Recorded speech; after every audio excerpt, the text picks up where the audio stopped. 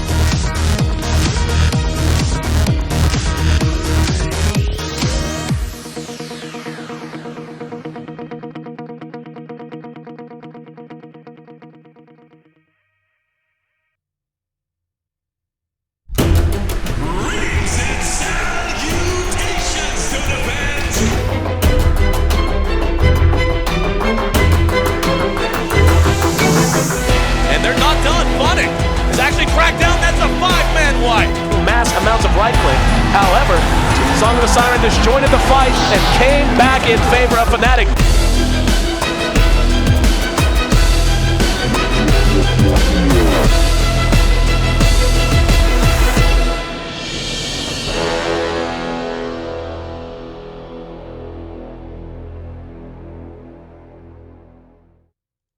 Greetings and welcome in this weekend edition, this Sunday edition of the D2L rolls on, and we're just about ready to finish off the western side of our 5th season, looking ahead to our playoffs, which will be starting sometime in the near future, still working out the exact scheduling on that. Just to make sure that we can work around everyone else. But this is Sneaky Nick's Assassins taking on Team Tinker and a best of 3 as always here on the D2L. I'm your host, Aaron AC Chambers, joined by Trow for the broadcast. And, well, man, you know, we've seen SNA play quite a bit so far. And we have seen them take some really good games down to the wire, yet they have had some trouble really getting over the hump. Not to say they're winless. They have managed to pick up a win here or there. Tinker, though, they still have 2 matches left, and it's going to be 2 good tests against Sneaky Nick's Assassins. And obviously right now, Tinker is looking pretty damn good in Dream League play as well, so they're beginning to find their groove too. And then they match up with EG coming up on Tuesday. So in terms of positioning and jockeying for a nice slot in the Western bubble race, this is actually a really important match to them in SNA. Well, if they just want to make the cut for the bubble race, this is practically a must-win for them. Yeah, absolutely. And they're already drafting some different things than I've seen before from SNA, with the Bat Rider picked up as well with the Puck. So leading to believe a mid-Puck offlane Bat. Well, they could do something weird with the Bat Rider in the mid lane and then Puck offlane. That's more typical on the Radiant side, though, things I've seen. Now, for Team Tinkerino, they've gone for a much more standard draft to start things off. Tidehunter, Skywrath, Ogre, Magi. These are heroes that are just kind of fail-safes, in my opinion. They don't really... I mean, they're so strong. It takes a lot to really shut them down. They all have relatively high HP or high movement speed. I mean, Sky doesn't have the highest HP, but he's relatively easy to lane. You can fit him into pretty much any lineup. And I think that just goes for all 3 of these heroes. And SNA, with the IO first pick, this is a hero that they feel very, very comfortable with. They drafted a lot. They really like to pair it up with specifically the Tiny, which was banned out in the second phase from Team Tinkerino. Well, that kind of becomes the question is, you know, Tiny IO has been a classic going all the way back to TI2 days. But, you know, now that that's gone, how do you want to go about it? I mean, it's not that, and we talk about this all the time, is, you know, when IO was first really getting big and he was first pick, first ban for everyone, it was all about ganking. It was all about vision, all about forcing the other team to 5-man so you could spread out and be a little bit more efficient across the map. And, of course, there's flex that comes with that, too. But as you say all the time, and it's right on the money, is IO's relocate is kind of a value-added kind of a thing. Like, that's not even the real value of the hero. That's just something extra, kind of in the same way Enigma's Black Hole, for example, can completely change a game with one good usage, but you don't just pick him for that. He has so much more going for him that regardless of if you hit a black hole or not, and many times we'll see teams maybe throw 1 or 2 in a 40, 50-minute game, just so long as they do connect. So where do you go right now? I mean, in terms of heroes he does naturally match well with, you're not going to, there you go, question answered, got to be Sven. Love the Sven pickup, though, with IO. It's great. to be able to pop your ulti and pop your ulti before you relocate. Then when you land, you just throw the stun and you can get on someone in a hurry and chop them down quick. It's hard because typically it's a melee hero that does get paired up with the IO. It just works better that way. You want to pair him up and get the full effect out of the the overcharge ability. But I feel like Sven's going to get kited quite easily here. Pre-BKB, every single one of these abilities from all of these heroes on Team Tinker stop him. Like the Searing Chains, the Fire Blast, the Ignite will slow him down. Skywrath's abilities will slow him down and silence. And Tidehunter will slow him down, still do damage with the physical damage, Anchor Smash, and then stop him with Ravage. So pre-BKB, Sven is like completely controlled, unless it's of course with pickoffs or if Sneaky Nick has a very, very good time in the laning phase. And then post BKB, he doesn't get buffed up by IO. So it's kind of an awkward situation here for Stan. And I think if Team Tinkerino shut down the Sven early, they just win the game. I don't think that Sna can come back into this with their draft because Sven is a pure one. Like he is their carry. Right. So we'll have to see. I definitely favor Team Tinker's lineup so far, and that's just with 4 heroes that I'm seeing. Oh, I completely agree with you. With the Sven IO, like you look at it and you can identify how it should work and how you want it to work and how good it'll be if it does work the way you anticipate it will. But all the reasons you just named, I mean, and basically outside of the Sven, like there's not a hero that's just going to take the game over on his own outside of him. Like you said, a pure one. Like he is going to be getting all of the attention. He's going to be getting all of the farm priority. Whereas with Tinker, I mean, you see a Tidehunter. How many times have we seen overfarmed Tidehunters and outside of the value of Ravage just be monsters in terms of items, in terms of really helping your squad out with items like mech, items like pipe, whatever else you might need, as Shivas even, which will be very effective against the Sven in general. And then you have a Skywrath, and on down the line, Ember Spirit, if he gets overfarmed, he can just go crazy. He can take a game over and deal with a Sven pretty well. Anti-Mage, same thing. What if he gets overfarmed, gets too far ahead, gets up about a butterfly early, and suddenly Sven is forced already to have to think about things like MKB just to be able to fight. And the Skywrath, again, another hero that just can output damage, can blow heroes off the map in a hurry, and can really punish you if you allow him too much leeway. So we're going to jump on in. And, it's good to be back on the mic. We had a little bit of time off. There is a quick pause. And, it looks like they just need to set up for a moment, so that's fine. They did have to relocate. They just finished up a match in Dream League, referring to Team Tinker. And, of course, a little bit late because of that, but looks like everything should be just fine. But I'm with you. I think Tinker's lineup is much more multi-dimensional than Nyx's, whereas Nyx, I like their mobility they have built into their lineup. They do have global presence with Ice Blast plus, of course, the relocate. But they're going to be very mobile. But in terms of sources of damage, they are pretty damn one-dimensional. They really are. I mean, they have to rely on a very, very good laning phase. I mean, I'm almost thinking, do they just go aggressive and say, well, if we don't win the lane, we lose the game anyway? Or do they just try to really... It's probably the safest bet to just go safe lane and then just stack for your bat. That seems to always be the safest play, in my opinion, when you have a bat rider. I don't like, just my opinion, I don't like seeing aggressive trial lanes when you have a bat rider on your team to solo short, because I think it takes away the whole element of how fast bat can farm in the jungle with stacks. He's one of the best, if not the best, to do so. And then the surprise factor with the pre 10-minute blink dagger, that's pretty effective. So I think that's the best way to do it. That being said, though, I still feel like if see now it's like the problem is like if Sven doesn't have a good game, it doesn't matter because Team Tinker has multiple cores that can take this late against a Nyx, against a Sven. Like an anti-mage will have no problem taking this late farm. They do have to worry about bat or blink dagger, but I'm kind of scared for Nyx. They have to get a lot of kills early on.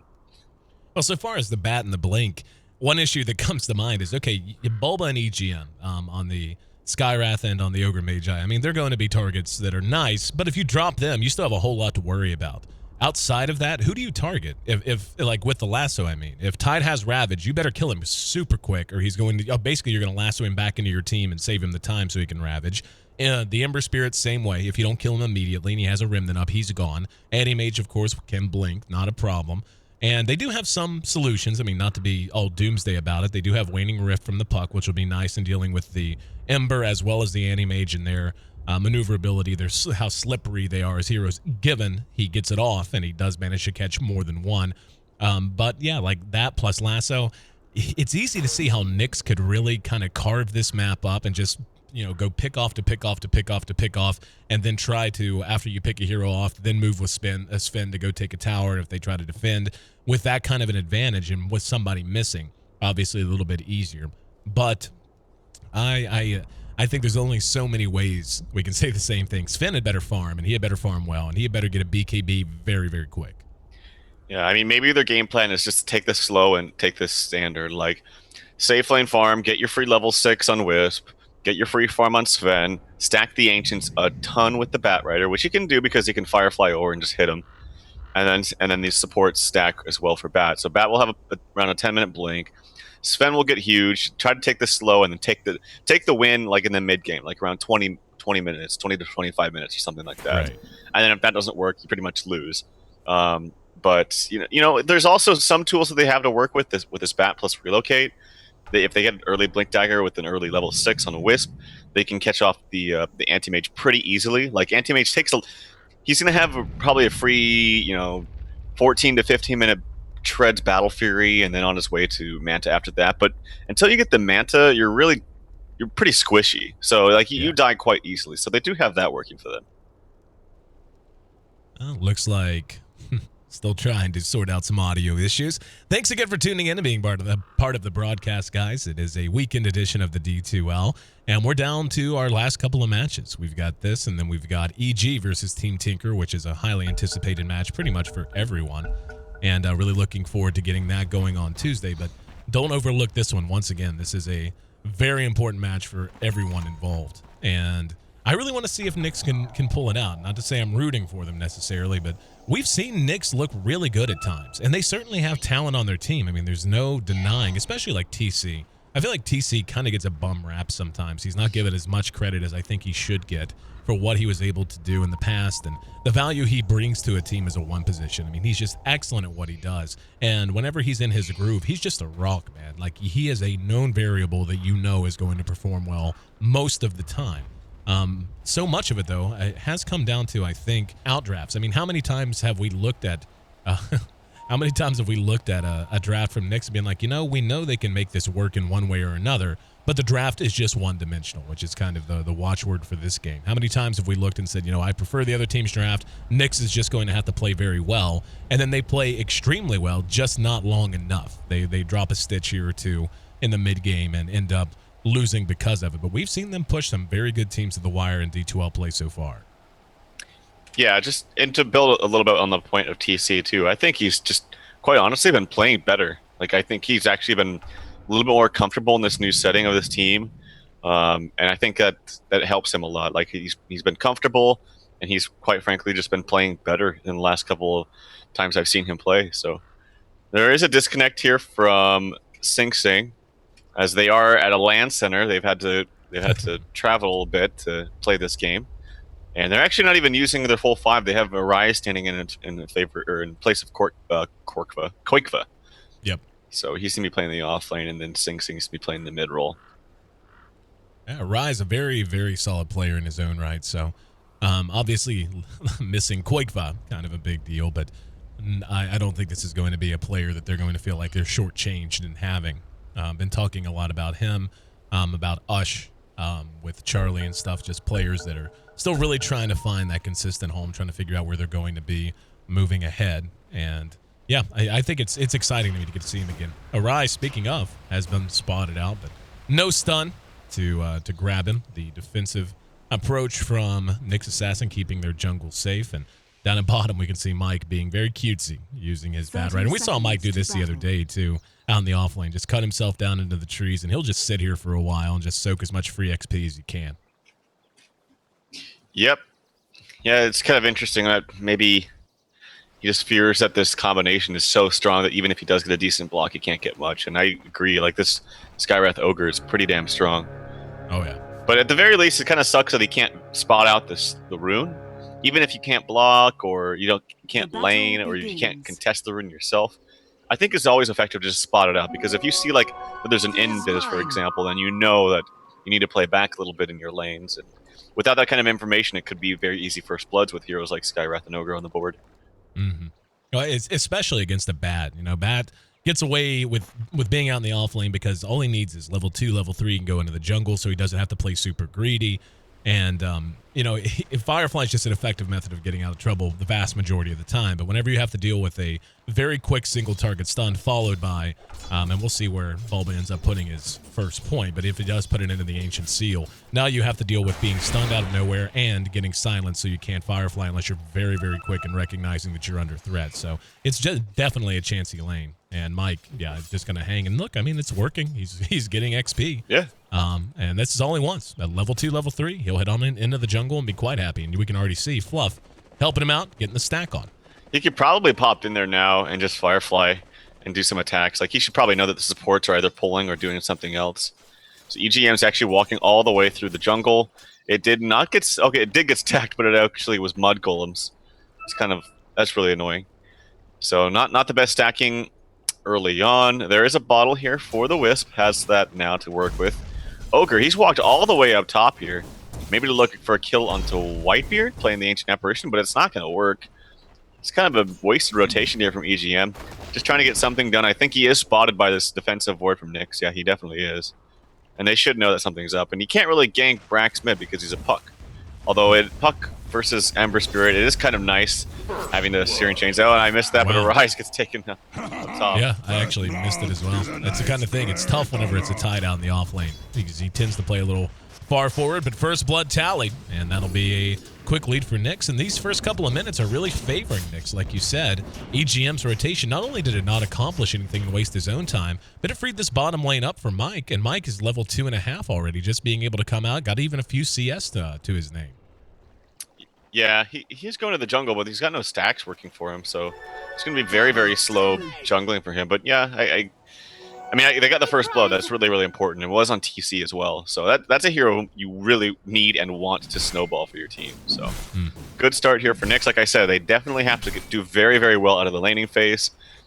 Puck, despite the fact that you can't really phase shift after the Searing Bolus hits you, it is a decent matchup for him. He can pump out a lot of damage onto the Ember Spirit, and he's actually losing in CS though. So. Stormhammer top, Arise in trouble again, and they got him. TC is so strong with the power of Chilling Touch. Whitebeard tossing it, and wow, they actually just got a gank in mid as well. So we see one get on the board for Team Tinker. However, it is 2-1, still favoring Nyx, and as you mentioned, that's 2 kills now. Actually, he got the assist, but TC off to a great start, and that's something that TT's going to have to shore up quickly. They cannot allow their tide to keep feeding like this. And we can see, I mean, he's level 2, so it's not the end of the world, but he needs to get something working sometime soon. I think that Team Tinker's just totally fine with this. Like, mid is actually getting dominated. 19-2 CS compared to 13-2. He was already doing better than the Puck before the gank, so that's not too good. I mean, it's not the easiest lane for Puck, but I think it should be relatively even as far as CS is concerned.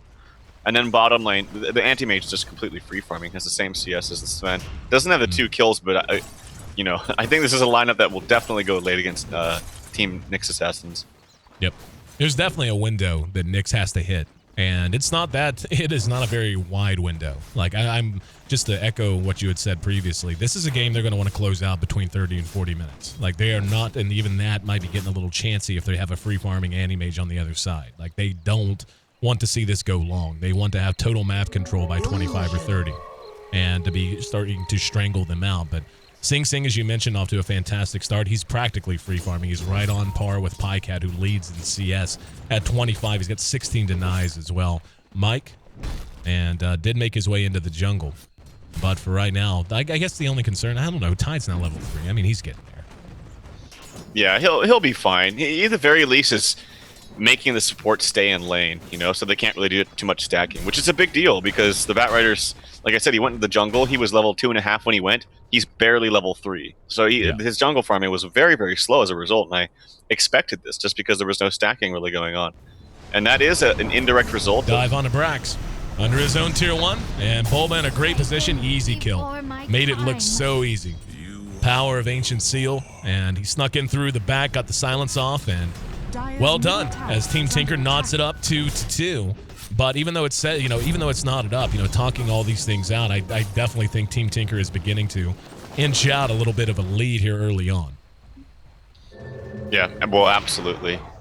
And Pycat free farming. He's going to go for a straight Battle Fury, it looks like, which I think Treads is, in my opinion, always a little bit stronger. But they're going to do this again on Brex. Yeah, They have their combo up. Oh, he knows it too. That was a very, very weird ulti there by Sing Sing. Remnant did not hit at all. He still got silenced. Still gets silenced. Lots of damage though. And Brax trying to phase shift and buy time. He is buying a fair amount of time, but there's not a whole lot of help coming. Fluff's there, but all he's doing is helping keep him alive. Throws it. He actually jaunts into the trees. They're going to know that, too. No, he actually eats his way out. EGM doesn't have the mana to follow up, so a good rotation from Fluff keeps him up and alive. And I'm shocked, actually, that he managed to survive there, and Brax still not feeling safe. Going to jaunt all the way back to the house. So they tried to make it happen twice in a row. 6-minute rune will be a DD picked up by Sing Sing, and let's see if they want to go get cute with this. Oh, yep. Mike TP's in the face of Pycat. He blinks away. Sing Sing gets credit for the kill. Yeah, that kill on Puck should have happened. I think Sing Sing totally missed his Remnant, like opposite direction, and then missed his Searing Chains as well. But nice rotation there from Pycat to give the vision. They actually he was standing on top of a ward that's about to fade too, so he wasn't going anywhere. Yep. Well, 3-2. Team Tinker looking good. It's early. Usually don't want to take a look until about 10 minutes in, but we're going to nonetheless. And yeah, this is about what you would expect. You can see that TC and company, Nyx Assassins, were slightly leading for a bit, but now the biggest lead of the game is about 2,200 gold in favor of Team Tinker, and it's 3-2.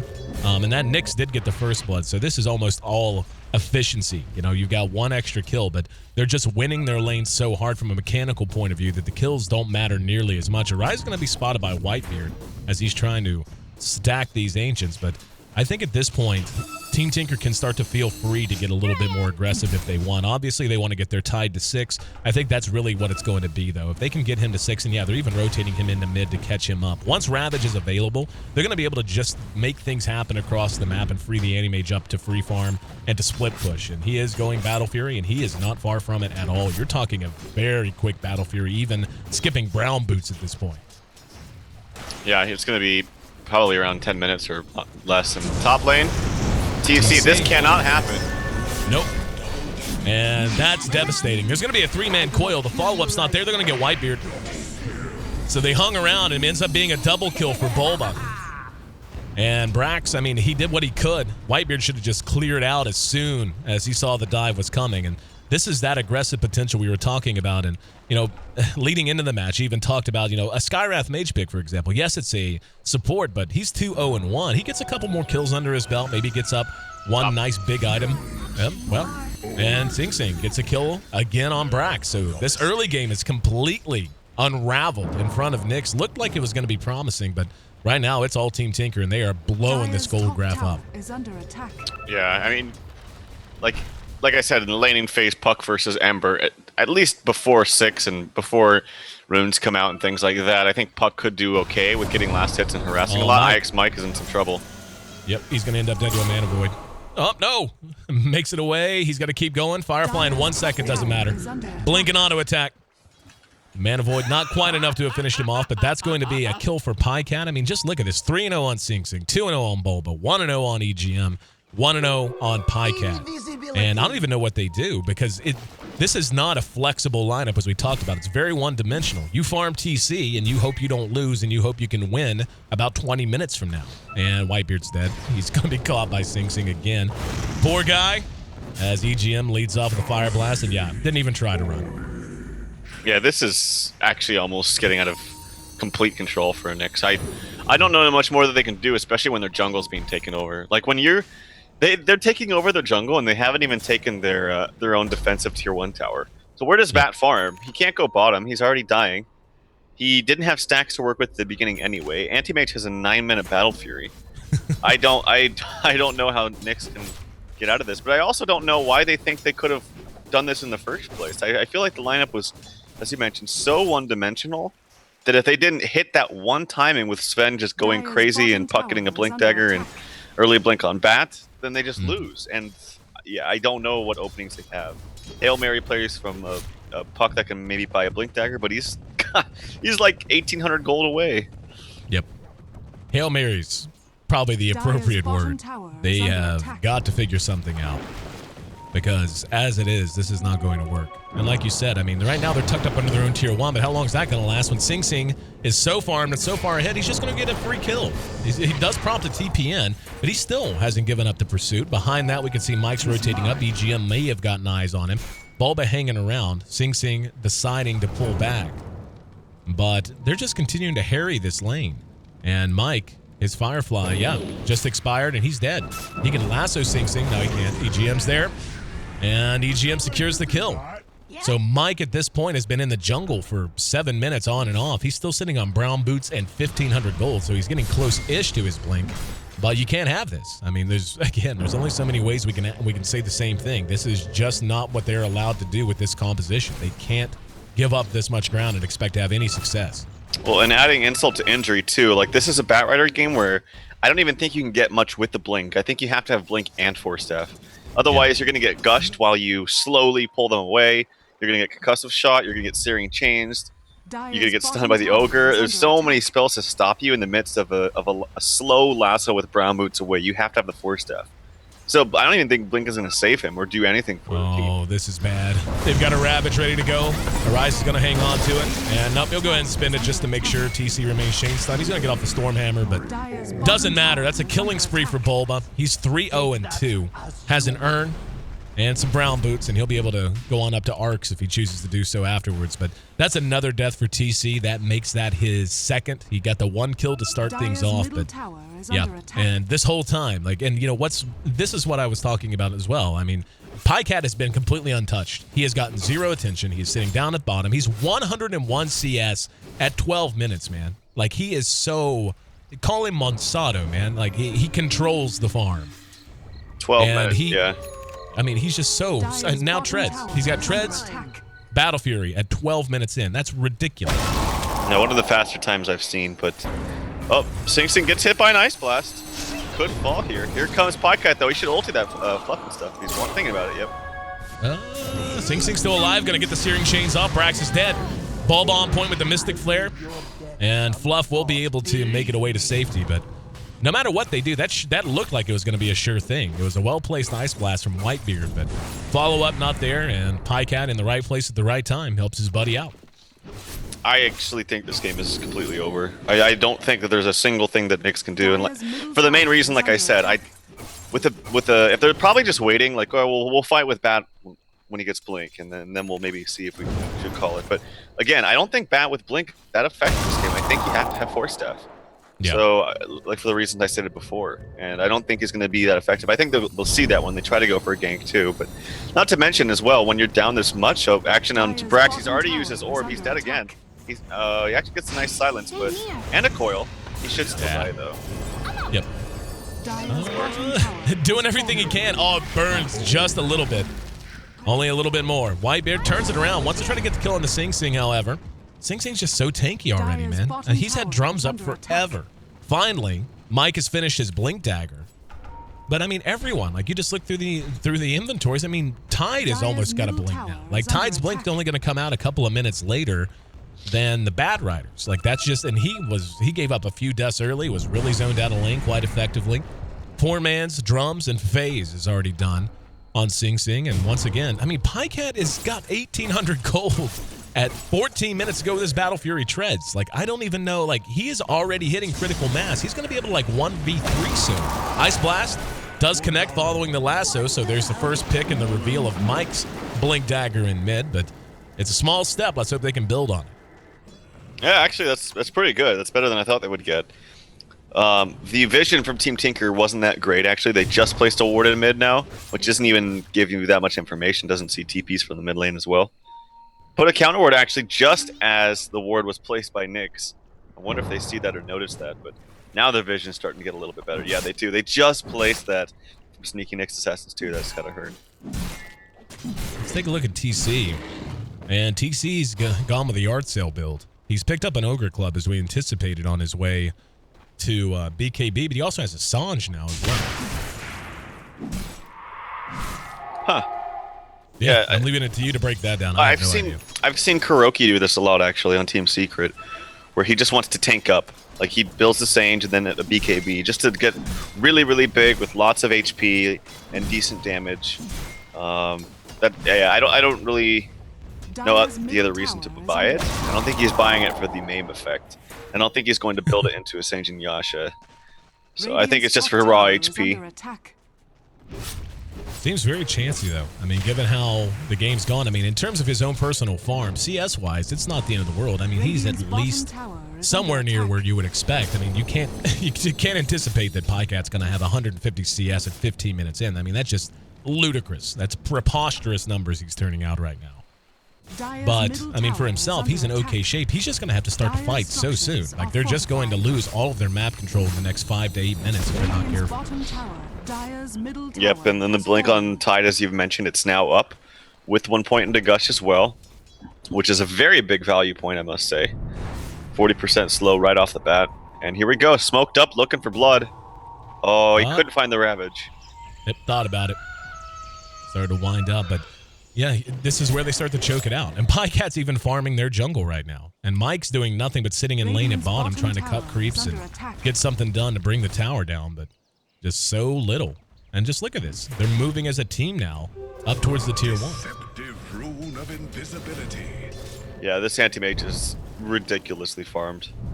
Like, it's actually insane how farmed he is. He's 3 times as farmed as the Bat Rider, who's the 2nd highest net worth on the Sneaky Nyx Assassins. They're going to take the tier 1 top at bottom. Looks like it'll be a trade. There's a glyph, actually, and Sing Sing's there, so no, they're not even going to get the trade.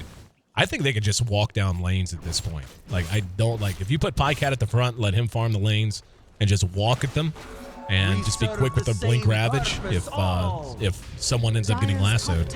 I don't know how Nyx fights. I really don't. Yeah, Whitebeard is just sitting up here. Just looking for a good direction to cast the Ice Blast. I mean, he will get... They'll have a good idea about where he is when he casts it, so he has to TP out afterwards, but... Okay, alright. Being a little bit interesting about his positioning. But yeah, Sing Sing down bottom. Rax is dead. Yep. Just like that. Ancient Seal's pretty good counter to Puck, and especially when Pycat's hitting this hard. He finished the Vlads just moments ago, and he's already got another 3,300 gold. Like, he could literally start going butterfly and probably have it by 20-some minutes. Like, if he has that, and I understand there are other things he might want to BKB, whatever, but there's no damage. Like, they can't kill him. Like, if Sven can't hit him, they cannot kill him. And down at bottom, Mike looked like he wanted to try to kill a lasso onto Sing Sing. It looks like he's going to pay for it. EGM's there. And yeah, that didn't work out. Not quite as Mike had in mind, I think. Yeah, that's not exactly the lasso target you want when you're going for a solo kill on Bat. You definitely need... Maybe he was expecting a relocate. That had to have been it. I mean, why else would he go for a solo? So maybe the relocate just wasn't off cooldown yet for Fluff, or he just wasn't paying attention. I don't know, but miscommunication there.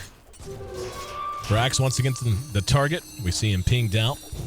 And EGM. Fire Blast. Follow up from Sing Sing, and he does manage to phase shift, but nowhere to go. As Sing Sing once again tallies a kill. And no, wow. Comes right into a Ravage. What were they thinking? Poorly timed relocate. They may get a return. TC doing what damage he can, but he just has nothing in the tank. Everyone's so tanky and so big. And I don't know if they didn't know the tide was there, if they thought they were just going to... I mean, the lasso was on cooldown. We saw it used. I mean, I don't know if it was miscommunication or what. But yeah, they just basically set up a free Ravage for a Rise, and they end up losing everyone. Make it 18-3. I mean, they were just very slow. Like, I imagine that was Puck saying, yo, come kill, we can turn this. They probably told them too late, and then because they're panicking because, you know, they're getting completely destroyed this game, they just went with it anyway. That's like the 5th time I've seen, I think Puck has just been using these orbs way too aggressively and not backing himself up when he doesn't know where the enemy team is. Because you can't do that. It's just, especially when you have poor vision or they have so many different ways to catch you out. As a result, he's actually 0-7-0 on Puck. That is not the score you want. But I mean, I gotta give Nyx credit for playing this one out because I actually put 99.99999% that they lose this, that they do not win this game. Barring a carbon monoxide link in the land center, I'm pretty sure you can give it you can make it an integer, man. Like assuming that they continue to play the way that they have so far, there's zero chance. And Mike's dead again. And I'm just gonna watch Sing Sing because he's like, I mean, he's got 8 kills in 20 minutes. And EGM Haste gets eyes on Brax, had vision him because of the ward. Brax gonna be forced to run away again. Actually gets caught with the Yules.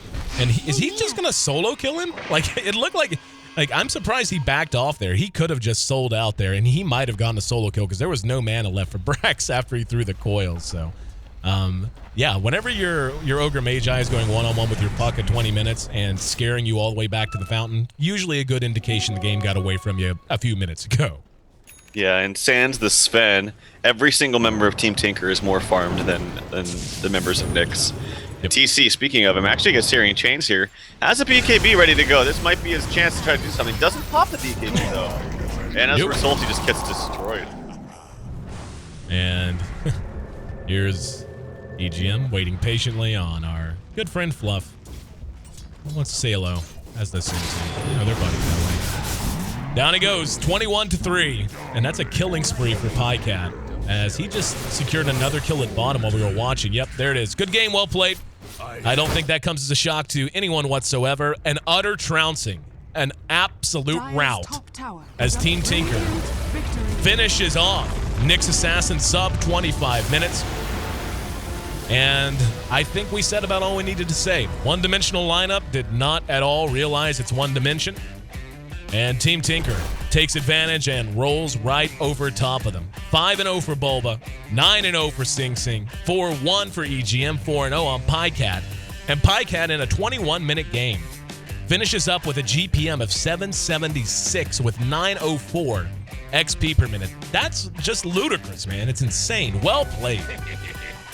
I wonder if that's even almost a record there for Anti-Mage's CS.